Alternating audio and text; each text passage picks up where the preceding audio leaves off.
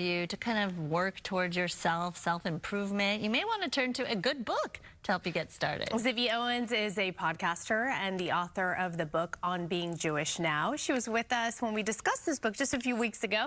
Now she's here with her picks for books that'll support your self-help New Year's resolutions.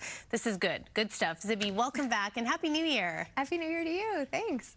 People always want to improve and work on themselves, but sometimes you don't know which direction to go because there's a lot out there, right?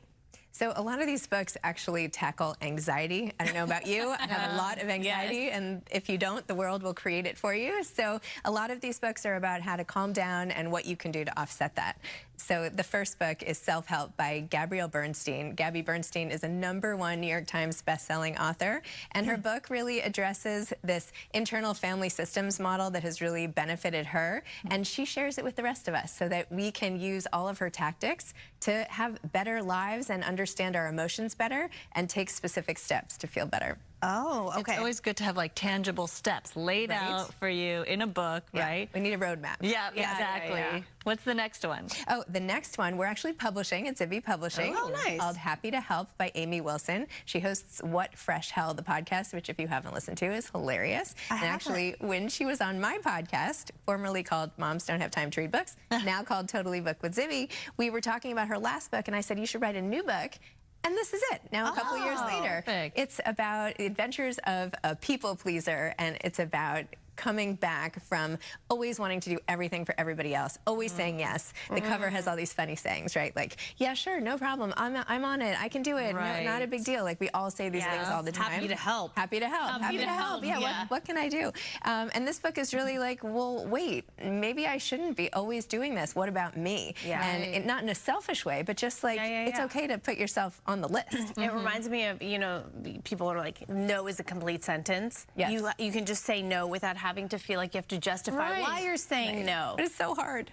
It is. I know it is, but it's along this mindset, right? Yes, getting into that. Okay, what about, speaking of anxiety? Yes, Martha Beck, she is like the Oprah person. She's very famous and has written a bazillion books. But Beyond Anxiety, I think, is most compelling because she talks about how creativity, it works with one part of your brain to offset anxiety in the other part. So literally, when you are doing a creative thing, if you are, well, I don't paint, but you know, on Canva or doing something creative, maybe hosting this show, right? You are actually working on blocking out the anxiety in the other part of your brain. You can't have those two things happen at once. Oh, interesting. So instead of just like it makes you feel better to do something creative, no, it is actually having a chemical reaction in your brain. So it's about compartmentalizing, basically, right? Yeah, it's almost like replacing the anxiety. Like you can't have two different meals at the same time, right? So you can either have the anxiety meal or the creativity meal. So if you have creativity, you won't feel the anxiety. So work more or be more creative? Be more creative. Yes. It could be dancing to music or something. It doesn't, you don't have to like make a sculpture. That's really interesting. I thought so too. Yeah, I feel like that with exercise. Exercise replaces a lot of things, right? Yes. Well, that can be creative. Yeah. Depending on the dance you do. You never know. And how about Abundant Ever After? Yes, so this is by Kathy Heller, and it's about Jewish mysticism and how she brings that into life today. It's about the role of meditation and self-help, and she's very spiritual and brings that spirituality, again, into very actionable steps that can improve your life today. So it's very powerful. When you say Zen, it's like one of my hardest things to block things out and to be Zen. Yeah, so, I cannot meditate. Right. Yeah. Can you meditate? No. Yeah, it is because so hard. I don't know how to. I don't know how to shut it all off, you know? My mind just wanders. So people who can, I'm always envious of that. Me too. I think that's the point. You're supposed to like watch the wandering of your mind, but I can't. I know. Instead, I'll be listening to the air coming through the vent. But that's one not way. meditating. That's true. Some people can do it, but or you can go to the creative route, which is more action oriented. Okay, so we all worry. Now what? I'm not just asking you that. That's the title of the book. Yeah, I mean, we could talk about that too. Victoria Jackson is one of the founders of Godmother's Bookstore, which is up in Santa Barbara area, Montecito, and she was the victim of this horrible assault as a teenager, ended up not finishing high school. And to recover from that, she eventually founded this makeup line, became this massively successful person with $1 billion business.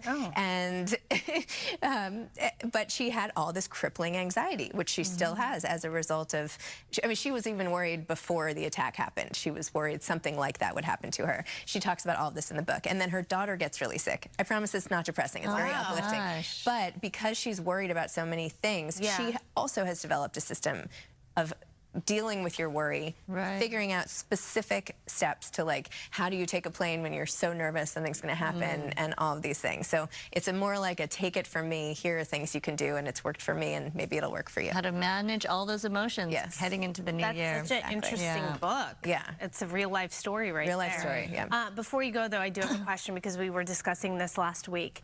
Do you think it counts as reading if you're listening to Audible books? 100%. Okay. I was listening on the way here to Brooke Shields' new book. Okay. Called Brooke Shields Is Not Allowed to Get Old. So good. You should totally listen to that audiobook. It comes out in like 2 weeks. And I was like, I've spent my whole vacation here with Brooke. This is great. But I'm about to finish the book. So yes, I totally think it does count. Okay, perfect. You don't think so? No, I do. I do. But many people are like, no, you have to actually read. You know, life is different now. Yeah. You know? It's stories. You're inhaling stories in different ways. See? Yeah. She knows. All right, Zibby, well, thank you so much. And of course, you can check out zibbymedia.com for all of her recommendations and for the information on the relaunch of her podcast, now titled Totally Booked with Zibby. Thank you so much. Thank you. We'll be right back. Thanks, lady. Looking forward to seeing you more this year. You too. Thank you. Fresh year.